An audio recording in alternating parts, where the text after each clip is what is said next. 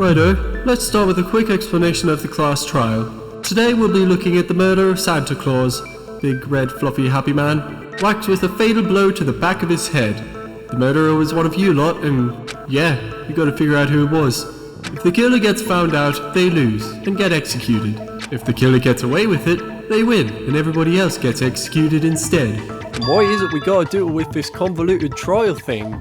Well, if you refuse to participate, I'll kill you. Can't have any party poopers around here. Also, the killer would get away, and that would be awfully boring. Oh, the worries of being kidnapped by a psychopathic robot. You mean we have to solve the murder?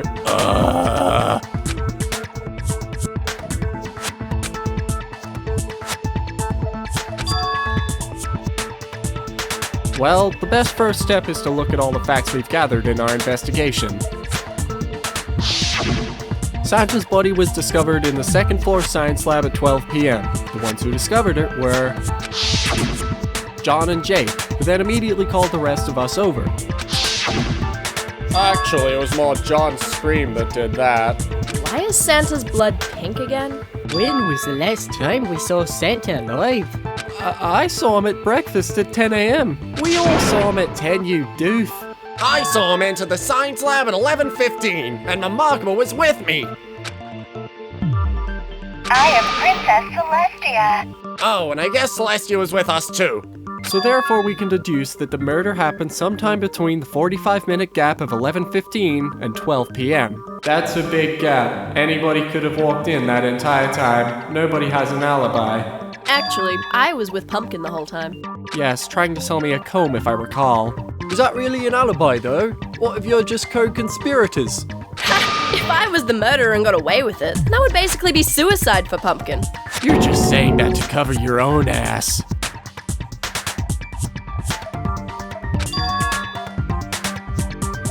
Besides that, there's also the science room door's lock. It was definitely broken while it was already locked, meaning the door was either broken into or broken out of. Why is that important? Because the door was definitely locked at 11:55. I tried it myself. There was meant to be a meeting in that room with me, Jake, John, and Santa at 12 p.m. So I left the cafeteria at 11:50 to go there.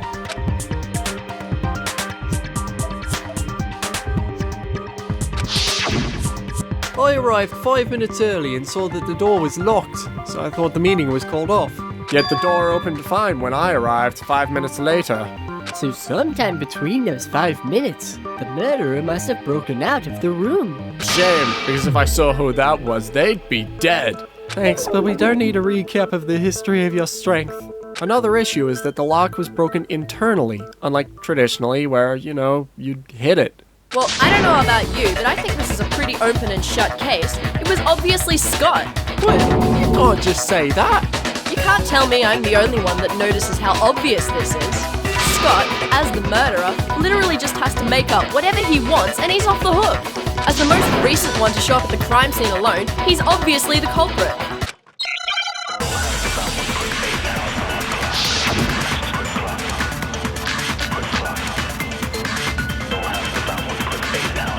Scott's lying. He says he tried opening the door at 11:55, but he's the one who broke it. Are you kidding? I had no time to have done that. You had all the time in the world. You left the cafeteria at 11:50. That's 10 full minutes. Santa was killed by a whack from his bionic arm. There was no better time. They were all alone. It was the perfect crime.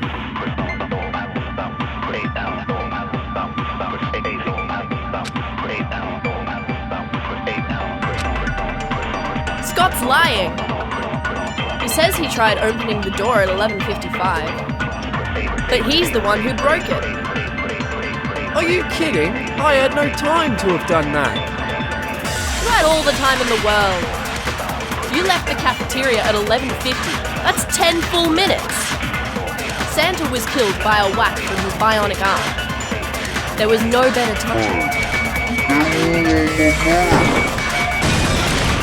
No, that's wrong!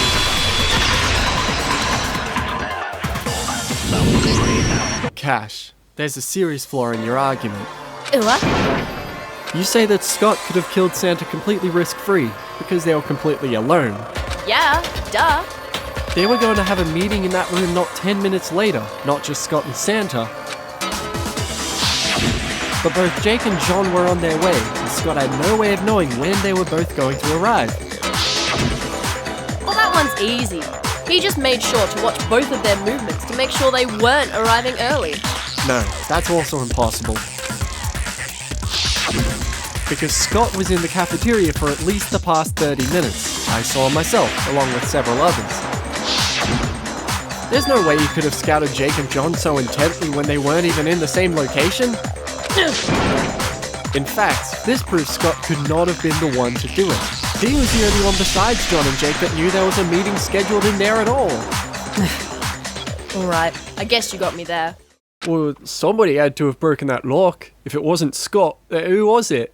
Well, not counting Jake, John, Scott, Cash, myself, and everyone in the cafeteria, that leaves Crass, Mamagma, and Waterhorse. I cannot confirm my alibi. So you're saying you did it? No, I'm just saying that even if I told you where I was, you wouldn't believe me.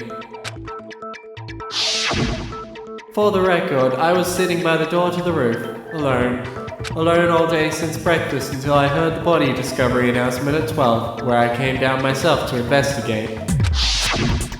What's up with the body discovery announcement anyways? The body discovery announcement plays over the intercom after 3 people discover a dead body. That way everybody in the school knows someone died, even people playing hooky like Piss Jug here. I'll have you know that my water has a pH of 7 on the dot. You're beautiful. Well, does that line up? Did 3 people see the body before the body discovery announcement? Yes, first 2 were John and Jake, then it played when the rest of us from the cafeteria showed up. That leaves Crass and Mamagma left to state their cases. We parted ways at around 11:30. I just flew around the gym passing time until the body discovery announcement. Looks like Mamagma was probably alone too. Well, who do we suspect then? Crass, duh. What?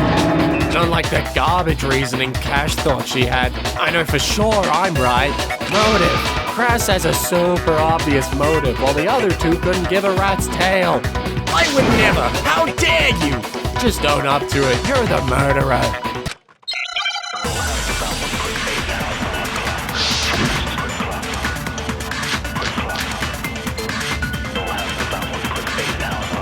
You're looking to replace Santa, weren't you? Unlike Mamagma and Waterhorse, you're the only one with a motive. No way. You can't say the other 2 are completely out of the picture. Sir Apathetic and Dr. Mute? Yeah, I don't think so. Even besides motive, one's made of glass. And the other would never get his hooves dirty. So you're the only one who could have broken out of that room. That's a premature assumption. Are you sure that's even possible? Within only a 5-minute gap? And nobody besides those 3 could have even touched that knob. I'm inclined to agree. The rest of us has rock-solid attaboys. Spectacular. Then that settles it. Let's start the vote.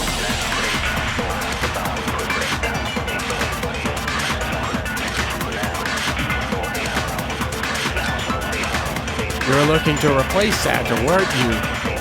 Unlike Mamagma and Waterhorse, you're the only one with a motive. No way. You can't say the other 2 are completely out of the picture. Sir Apathetic and Dr. Mute? Yeah, I don't think so. Even besides motive, one's made of glass. And the other would never get his hooves dirty. So you're the only one who could have broken out of that room. That's a premature assumption. Are you sure that's even possible? Within only a 5-minute gap? And nobody besides those 3 could have even touched. No, that's wrong!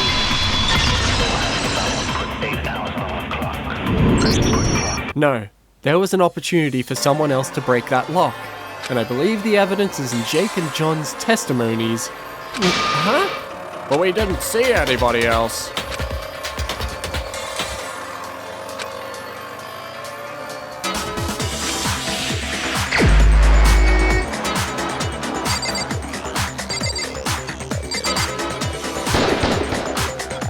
the only one!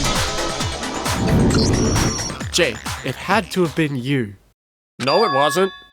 Yeah, it wasn't.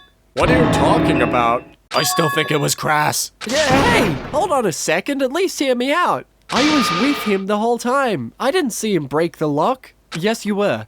And yes, you did. Jake, you hold some strength in that arm, don't you? Well, I wouldn't say you're wrong there. And that same arm was the one that opened the door to the science lab at 12 p.m. Jake, is it possible you broke the lock to that door accidentally? What? What? Seriously? Well, it wouldn't be the first time. If... What? So it's a possibility then. I suppose it is. Well, then a new door has opened up. And one that's far more logically sound than someone escaping a locked room. Within a small 5-minute gap they couldn't have even known they had. Bonkers. I still say it was Crass. Just because you've opened up a new possibility doesn't mean the old one doesn't exist. No, there's something else that also supports this new theory. Tell them, Reverie. I got it! That's right. The lock was broken internally in some way other than hitting it. Perhaps by turning the knob too hard? The card stating the lock could be achieved by turning the knob too far. So unless you're saying Crass chose to break it internally instead of just smashing the lock, you'll have to give a pretty good reason why. Maybe he did it to confuse someone? Aha! He made it look like Jake broke it to set us off track. Are you saying he not only knew of Jake's history of breaking locks, but also that he was going to be the next one to try opening the door? Fine. I guess maybe Crass wasn't the one who broke the lock. Now we're back at square one. No leads. Happy now? We wouldn't say no leads. We did figure some stuff out. But we just eliminated every single person as a suspect. You realize that's not possible, right? No, it isn't. I believe we've been looking at this case wrong from the start. We thought the only way a broken lock makes sense is if the killer used that door as an escape route. But if they didn't, then that door is no longer relevant. What exactly does that mean? Well, the killer simply used a different escape route. Like the window? That was open the whole time. No locks, nothing. Well, that brings significance to a piece of evidence I originally thought was irrelevant. A patch of blood was found on the ground outside that window. We don't know who it belongs to, and I assume there is no way to find out using blood testing. No blood testing is permitted for use to solve this case. And while I'm at it, no hoof printing either. That would make this too easy. It's such a bore to watch. Right, well with that in mind, chances are it belongs to the killer, who must have hurt themselves trying to escape the crime scene. I don't get it. If they wanted to escape the crime scene while locking it up, why didn't they just go through the door and lock it from the outside? It is not a well-designed door. It only has a keyhole on the inside, meaning it can only be locked on the inside.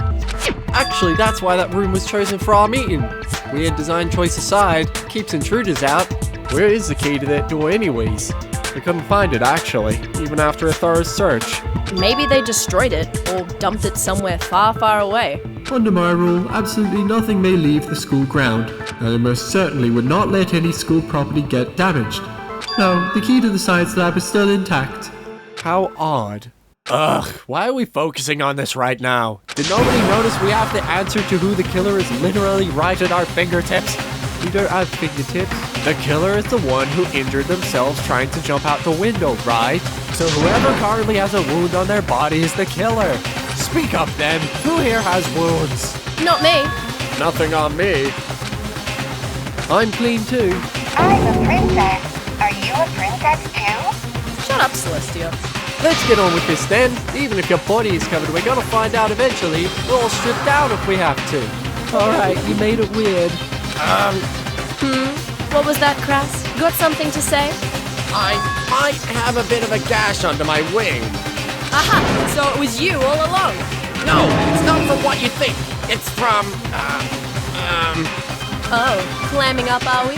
Trying to think up an excuse. I had a sword fight with Santa. What?